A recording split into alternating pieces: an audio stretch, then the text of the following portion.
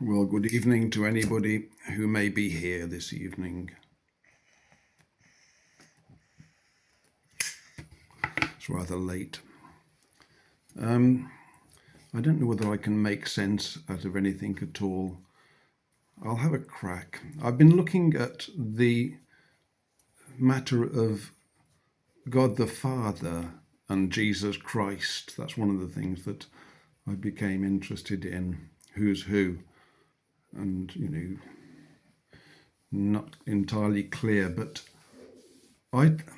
to me, the apparitions of God in the Old Testament, that's all Jesus Christ, even though we see the Tetragrammaton written, because, God speaks to Moses, and who is it that speaks? It's always Christ, isn't it? It's always the Word. I think the Bible makes it clear that we don't have access directly to God, and that was true in the Old Testament also. I'm not implying that it's a mistake to use the Tetragrammaton, of course, because, it's the Bible. I mean, it says Lord in the Authorized Version with all capital letters to make a distinction when that's necessary. But, I was very influenced by the Castaneda series, and it's not to imply that I'm a mystic or I suggest that people should take hallucinogenic drugs, although I think, it can be useful, but quite a dangerous thing.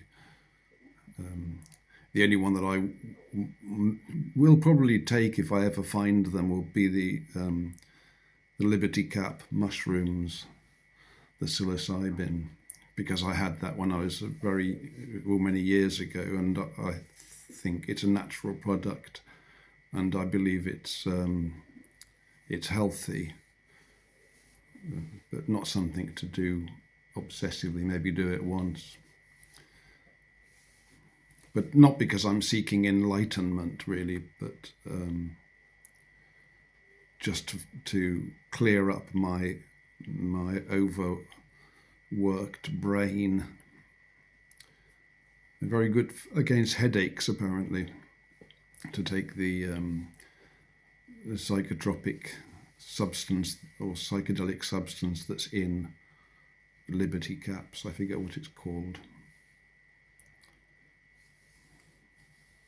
But in Castaneda, the vision of God is just like God is everything. The power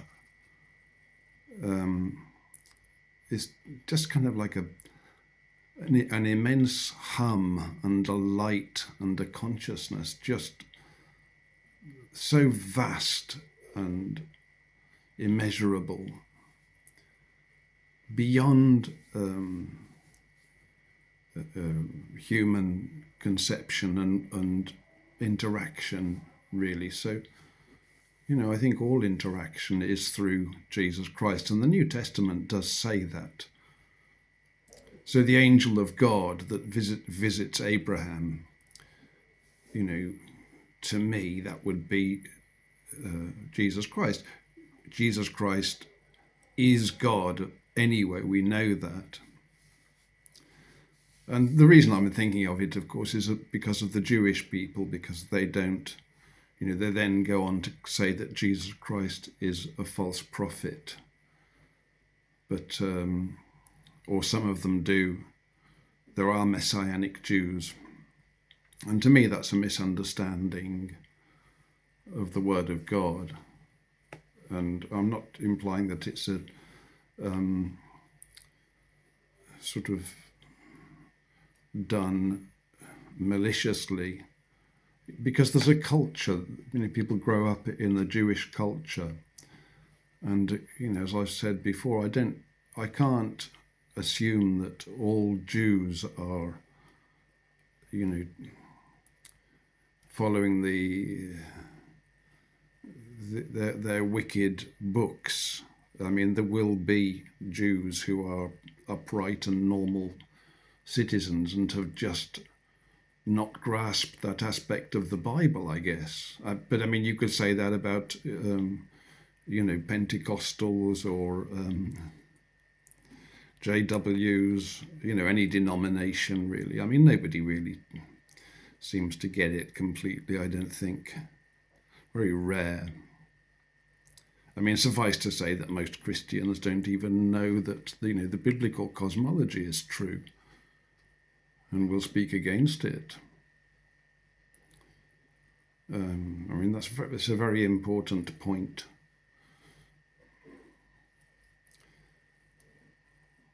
So whether that's relevant or not, I don't know, but that's one point that I wanted to raise. And the other one was reading about Jehoshaphat in 2 Chronicles, around about chapter 20, I think. Jehoshaphat, Jerusalem is about to be attacked by the Ammonites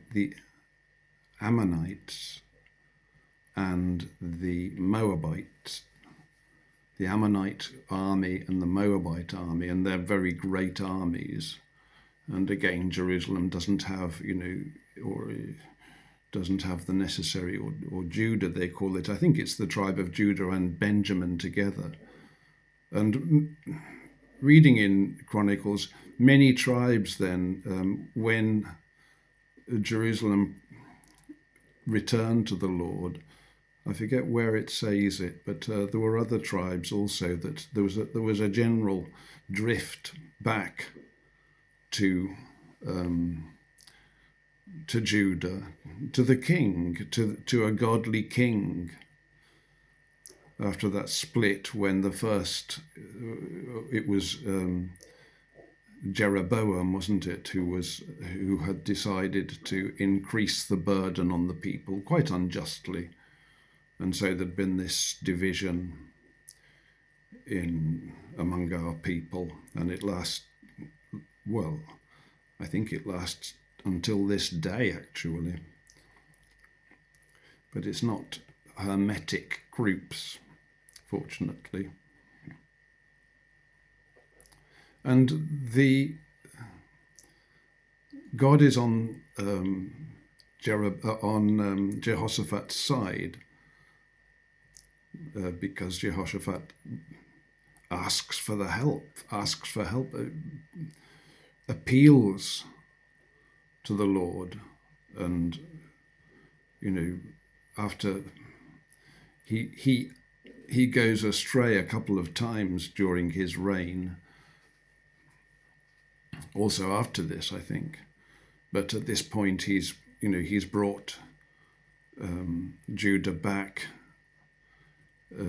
to devoted worship and submission under the Lord. And so the Lord, as it were, is aiding Jehoshaphat and his army and instructs him to go and fight.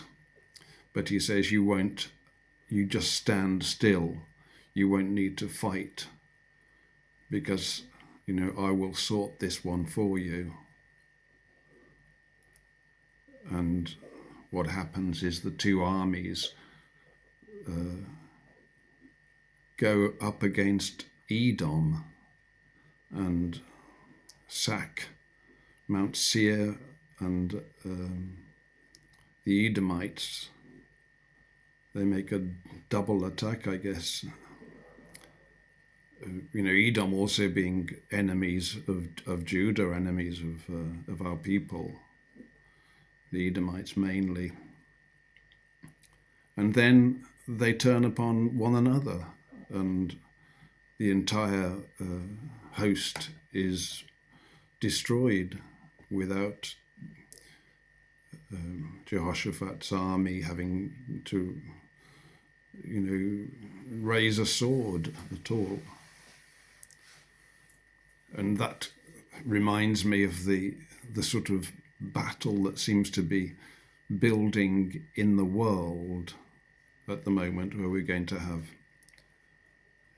I suppose, two armies, but maybe there is something that would stand for Edom as well, that the two armies will first attack and then destroy one another, and we stand and watch.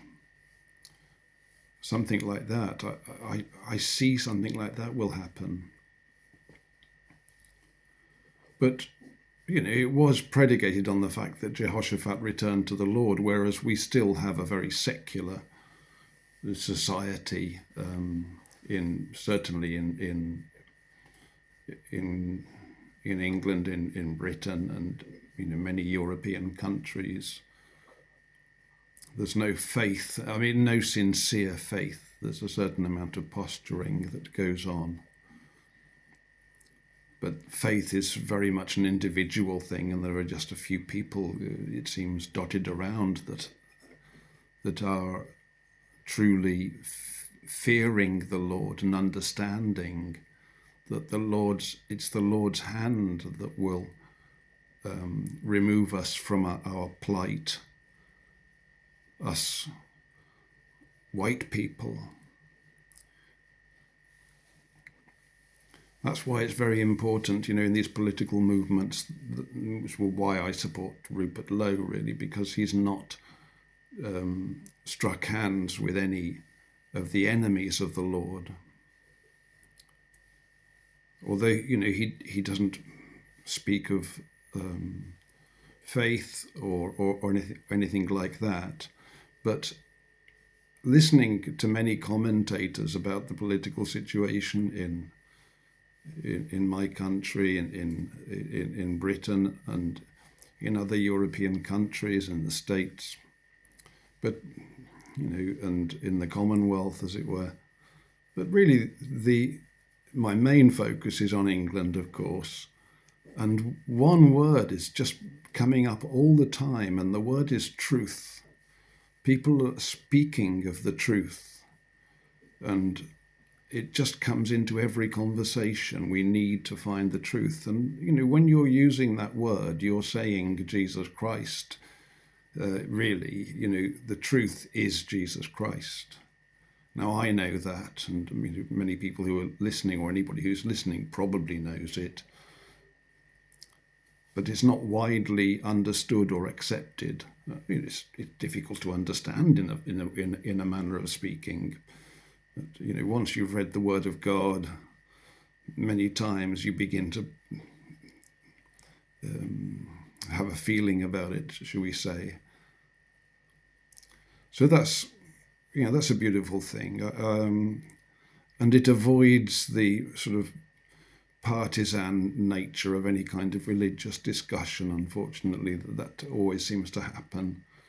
We don't want to, we're not getting into religion here. We're getting into something far deeper and far more powerful. This is the hand of God that's moving in the nation. And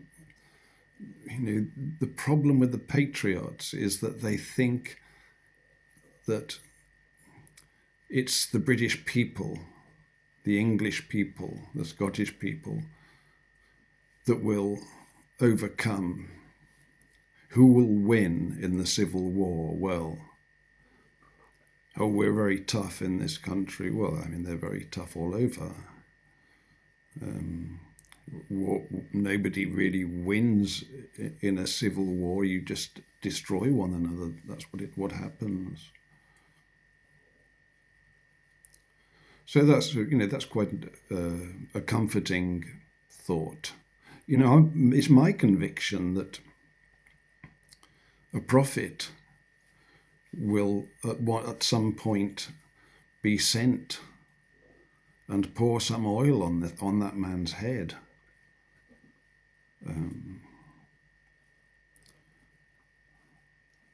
You could say, well, that's fanciful, but I love the story of Samuel. Of course, Samuel first anointed Saul. Didn't go all that well, but David, David is the anointed one. And talking of anointed, so we're coming into the matter of the king, and as an Englishman, I guess, I can speak of the king. And it's just so obvious that the countries that are most downtrodden by this wicked, what's it called, World Economic Forum stuff that's being pushed upon everybody, and the new regime that is being rolled out are, well, Britain, Canada,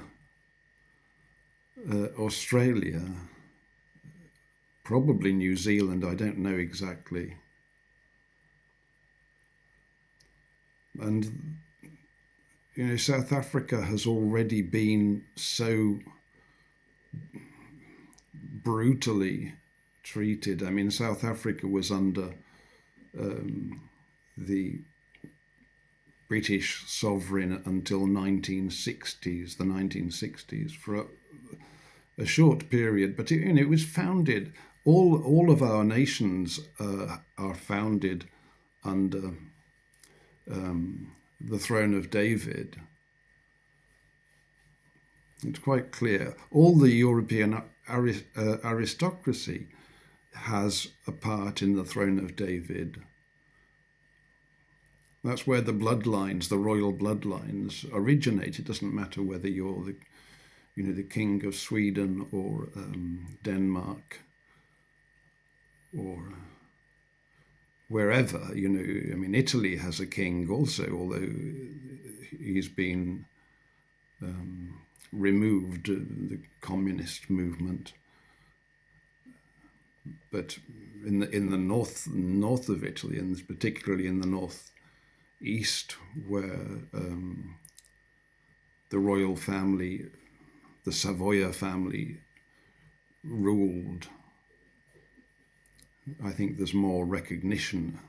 There is throughout the country, of course, among the fascist believers, and a stronger concept of the Italian monarchy. Italy's a different case because it's quite a recently formed country.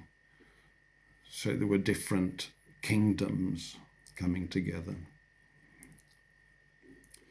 But, the most harshly affected countries are the ones, where the king is in charge.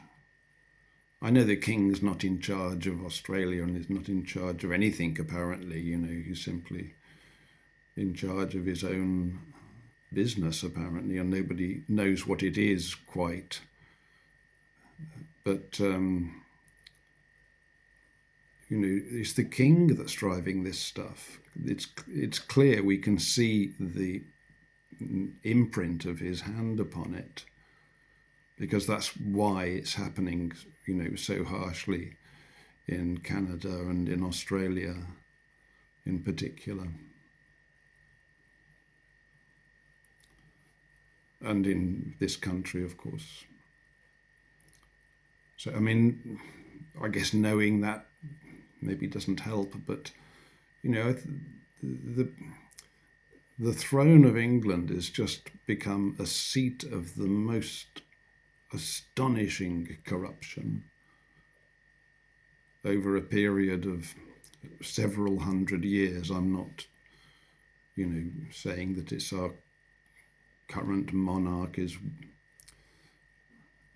responsible for it all. It's been going on for a long time. I don't think that Queen Elizabeth was quite what as she is perceived. She was well presented to the people. The television treated her very well. I mean, she appeared to be quite a modest and well-spoken woman, but there was we were only shown what we were meant to see, and she was just as aware of the the behaviour of her favourite son, Andrew, as everybody else in the royal household, and Lord knows what else could be uncovered there. I mean, the Freemasonry as well. The power. Prince Philip was a tremendously powerful man. I think very much engaged in sort of secret society stuff. You could say it's just like an old boys network, but he would have been at the top of it. And we never heard of him, of course, because we had a queen. But I mean, it's the king that's in charge. There's no powerful queens in the Bible. I mean, Jezebel and Athaliah were both wicked, absolutely. We can't be ruled by a woman. We have to have a king. So I suppose, we need the king. We need to remove the king. The king needs to be removed from the throne. It's not going to happen quickly. It may take a little while. But the time is ripe. The time is ripe, and I really don't think that William will fit the bill, because William, again, he's involved in all the same sorts of business. He has the taint, I think. I don't know. I just don't know the fellow, so I could be wrong about that, and maybe he's an upright and a godly man, or at least somebody who could lead the country. I just have my doubts about it, because the whole bloodline has been tarnished. And, it's probably been perverted as well over the last few hundred years.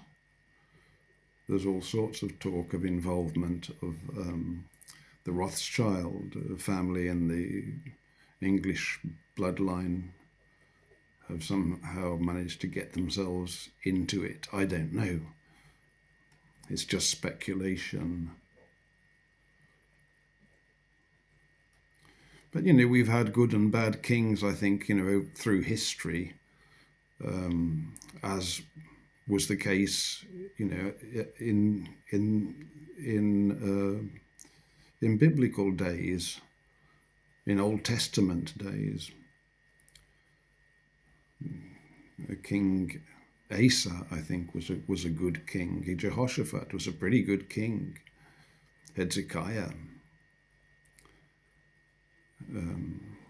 did that which was right in the eyes of the Lord. It's so reassuring just to read those words, isn't it, when you're reading the Bible? And then when you get one, did that which was evil, oh no, here we go. But great evil has been done by the English monarchs over the years, and the great evils, of course, of you could say the British Empire, which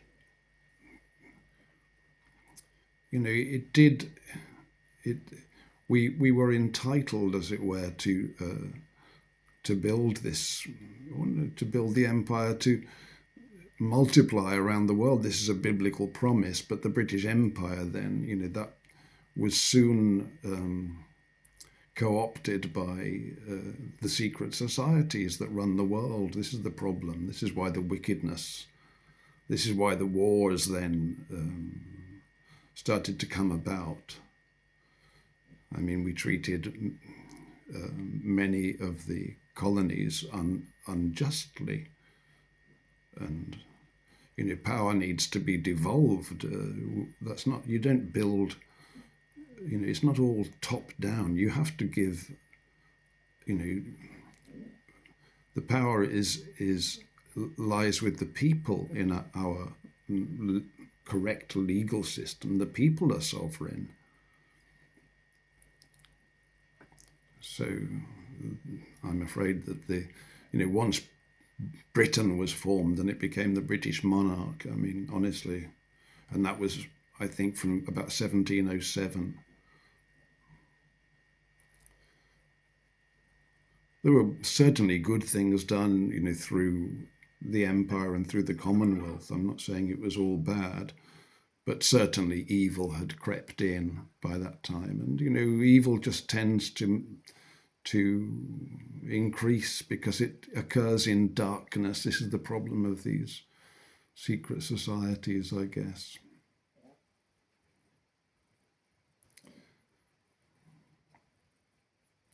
So, that's the way it seems to me at the moment.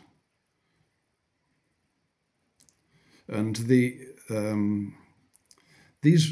multinational agencies or transnational agencies like the UN and the WHO, the UN, honestly, with their 17 sustainable development goals, just one of the most ungodly organizations that you could possibly imagine. And the town where I used to live in, or the city that I used to live in, Italy, Modena, had a very beautiful very old cathedral, dating back, I think, 11th century or something like that, and a bell tower and a cobbled square. And the city square was the focus of city life in a way, and people would meet up there, people of all ages, and sometimes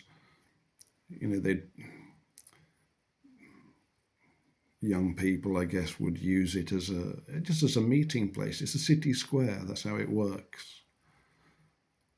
And political rallies would have been held there, but not always ones that I would have supported. But my wife organised what would you call it, like a carnival or something like that, of the gypsies in the city, the Rom gypsies and the Sinti also, who run the fairground. And she's always been interested in politics, and she's left-wing politician, as it were, and I don't see eye to eye with her on anything. But I thought that was a very brave move, because of course the wealthy patrons of the city didn't really like that sort of an event, because those people are not liked and not trusted. They're not a harmless little ethnicity that you can bring in. And like when the Tobago Steel Band came over, before there was any black men at all in Modena when I went there. And then the Tobago Steel Band visited, and people were hanging out of their windows and looking at them. They were so colourful and unusual. Well, not colourful, I suppose, but you could have them in there. They were okay, but you didn't want because the gypsies, particularly the Rom, the poorer ones, so they were just criminals. They would go into houses and steal the gold, and people hated them because the people of Modena were wealthy, and they had a lot of gold in their houses. They did. Gold jewellery, mementos, and the gypsies would send their children and women were very able at sneaking in and stealing. So they were hated. So to bring them into the city square was quite an event, really. My wife's political career probably didn't benefit from it. I'm pleased to say that she's never really made a great deal of progress in the political sphere. She's still my wife, but we haven't lived together for many, many years now. But then UNESCO came in and took over. There was a certain point, I think I was already living in this country, in Britain, and UNESCO took over and designated a large area of the centre of the city as a UNESCO heritage site. And when those things happen, money changes hands, and the prestige, and there's many publications and translations as well, for people like me to get my hands on. And I'm sure there were many gala dinners and events organised around it. And a lot of money would have changed hands to create that kind of condition. But then, because UNESCO is in control, you can't spontaneously organise everything, because UNESCO is an alphabet agency, a transnational agency. It walks in lockstep with the UN, with the WHO. They're all following exactly the same agenda. And suddenly, really, Modena lost its local sovereignty. I was very displeased to read about it. But, those sorts of things tend to be just applauded by the local politicians because they'll get money and power and prestige. And the residents within the UNESCO area, the burghers, the homeowners, the bourgeoisie, a very wealthy city, would have seen the value of their property probably increase, because the idea is to bring in tourists and all the rest of it, and to somewhat preserve that part of the city and prevent anything from happening that doesn't fit in with the World Heritage Site, trying to freeze it in time, as it were, and preserve it, but at the same time imposing strict rules. Taking over, really. They had no business doing it. I was very disappointed by it.